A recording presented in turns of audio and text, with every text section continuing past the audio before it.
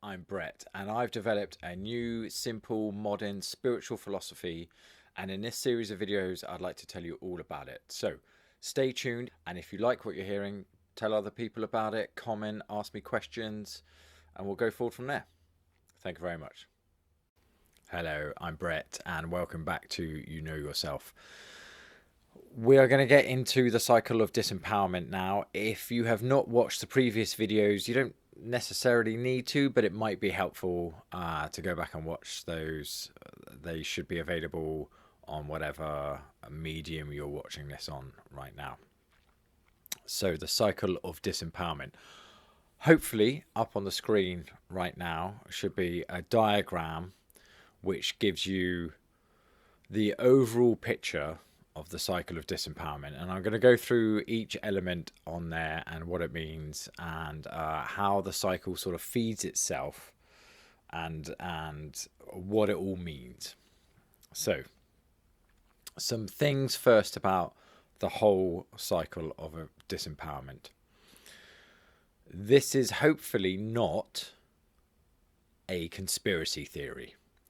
I don't think it is. I'm not saying there's a load of malevolent beings that are creating this. This is my observation of what's happening overtly out there, for you to be able to observe yourself and to see. I don't think this is happening behind the scenes. I think this is happening right there, right in front of us, without being hidden. As I say, it's over, it's right there, it's right in front of us. And yeah, so I'm not talking about something that you have to search for or look for after you've scraped away at the surface. This is on the surface. This is right here. So the cycle of disempowerment works in a particular sequence. We have the leaders at the top who make a very specific claim. That claim, no matter what leader, no matter what group they are leading, no matter what paradigm they are working from, no matter what they are presenting, ultimately, each leader is saying, I have the cure. I have the answer. And I might use the word cure and answer interchangeably, but it's the same sort of thing. I have the cure to the situation that's going on. I have the answer to the question, how do we change the situation? And so, as you might remember from previous videos, so as not to position myself as a new leader, I am not saying that I have the one and only answer. And I very specifically then said the one and only answer, because that is something that we're going to touch upon as we move around the cycle of disempowerment.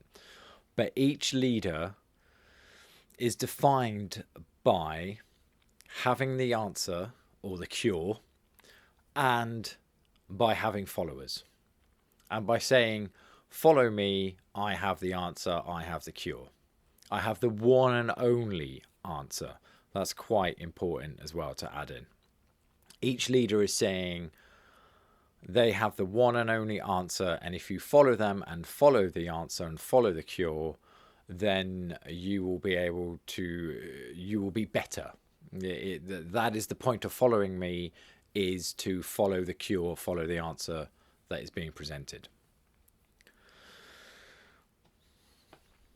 Now, the next part of the cycle is that each leader needs to implement that cure. They need to demonstrate and give out to the world that cure.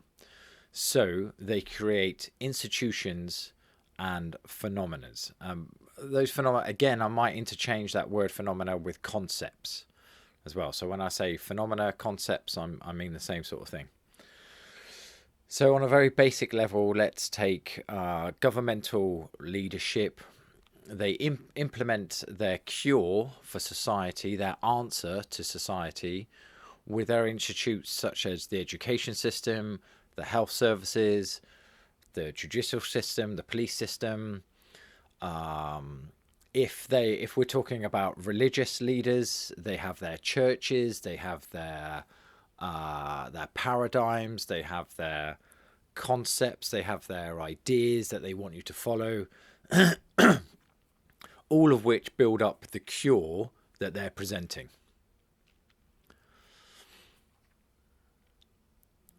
Though the collection of I have the cure and the implementation of that cure through the institutes and phenomena create certain implications.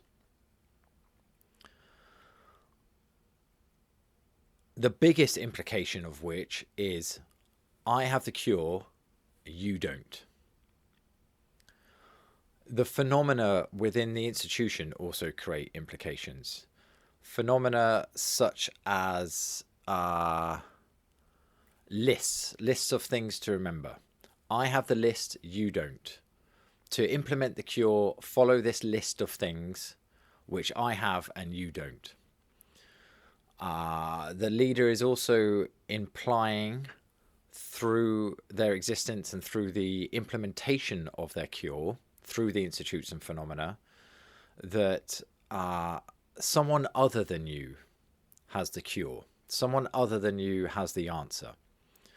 And we can demonstrate that because we're the ones implementing. I am the one implementing the cure through the creation of the institutes and phenomena.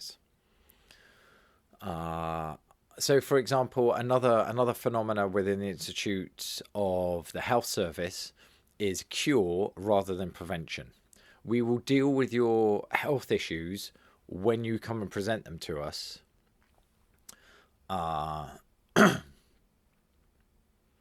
So there's an implication there that that we have the answer, and that we can administer the answer, and that the answer will be given to you after you've got ill and after you're not very well. And then we'll administer the cure that we have, that we say is the right cure, and that you should take. You should take this cure because we're the leaders, we've given you the health service, and here is the medicine and the prescription that we're giving you. What they're also saying by implementing the cure is it will always be this way. It is this way and it is only this way. That's one of the major things they're saying. It is this way and it is only this way. So all the varied, many different institutes and phenomena and concepts that the leader implements create implications. All of those implications, of which there are many, which I might try and highlight a few later on, they can be condensed down, and they create the implications create three critical mass paradigms. And they're critical mass because they affect enough of our being to affect all of our being, and they affect enough of the people to affect all of the people. They affect enough of the followers to affect all of the followers. And those three critical mass paradigms are not enough, the other, and fixed finite. You are not enough to know what the answer is, so we'll have to provide you with that as the leader. Someone other than you is more significant, more important. Someone else has the answer. The doctors have the answer. The police have the answer. The teachers have the answer as implemented by the leader. And it is this way and only this way, and it will continue to only be this way as well, because we're not reviewing it, we're not changing it on a regular basis. It is this way. The education system that we have in the UK has been this way for many years. It has not been overhauled. There might have been minute small changes, but it's still based on remembering of lists. It's still based on someone else qualifying you because you've fulfilled their version of an exam that says that you've remembered the lists correctly and you can regurgitate them in the way that they say. So all of those, so we have the leader at the top who implements the cure through their institutes and concepts that creates many different implications. These can all be condensed down into the three critical mass paradigms of not enough, the other, and fixed finite. Then people suffer from those critical mass paradigms. They internalize the idea that they are not enough. They internalize the idea that someone other than them is significant. They internalize the idea that this is a fixed finite state that will always be. Then because of that, they suffer the symptoms of those three critical mass paradigms. I suffer from feeling that I'm not enough. I suffer from making something outside of me the significant thing that I need to turn to, that I need to go to, that I need to be dependent on. And I suffer from thinking that it will always be this way and that there's only one way of doing it. There's only one way. And then we all suffer from that because they're critical mass. So we suffer from it internally enough to make we internalize the three critical mass paradigms enough to affect all of our being, and all of us, and enough of us suffer from it to affect all of us. And that suffering from the three critical mass paradigms creates a society which needs fixing. So thinking that we need fixing because of where we've got to in the cycle of disempowerment, we go looking for an answer. And we get presented with a leader who says, I have the answer. And so the cycle feeds itself. The very presenting of the cure to society's problems ends up creating society's problems. And we end up going round and round.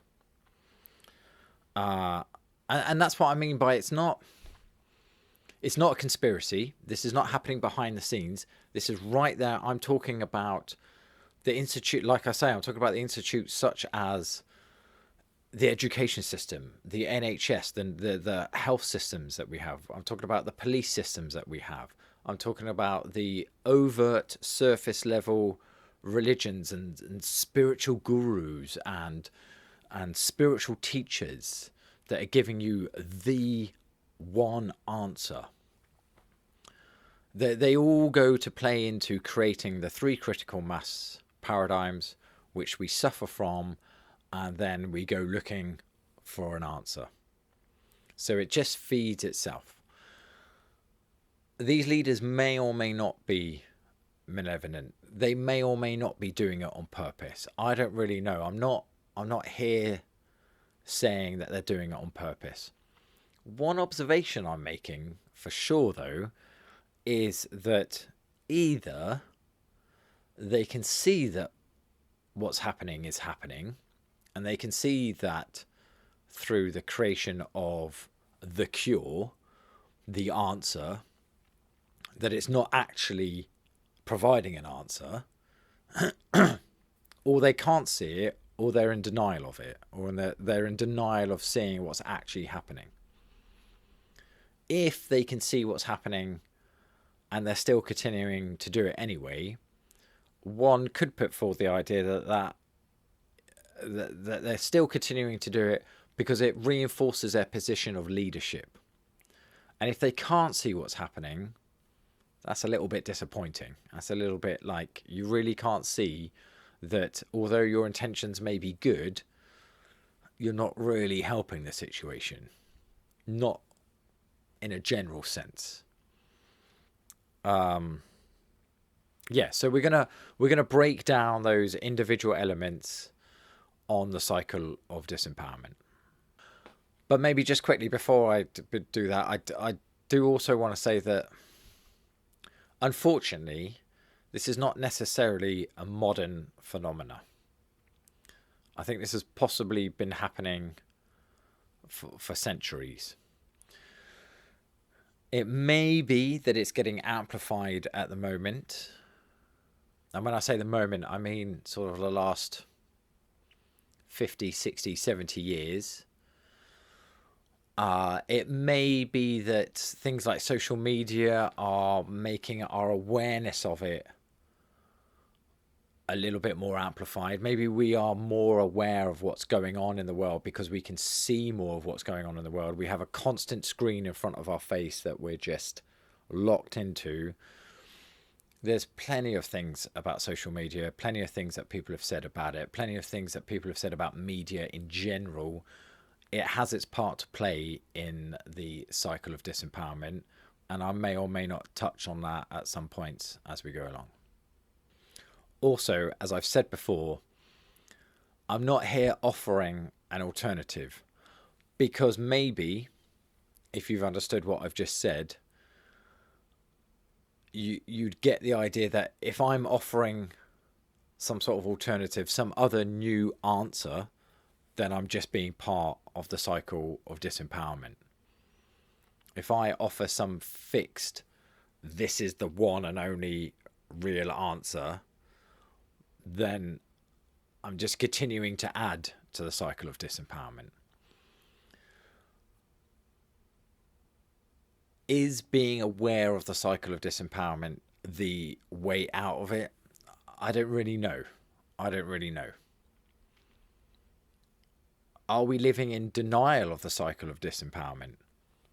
Again, I don't really know. It's not my place to say what you are or are not aware of. I am definitely pointing at it. I'm pointing at it and going, look, can you see that this is happening?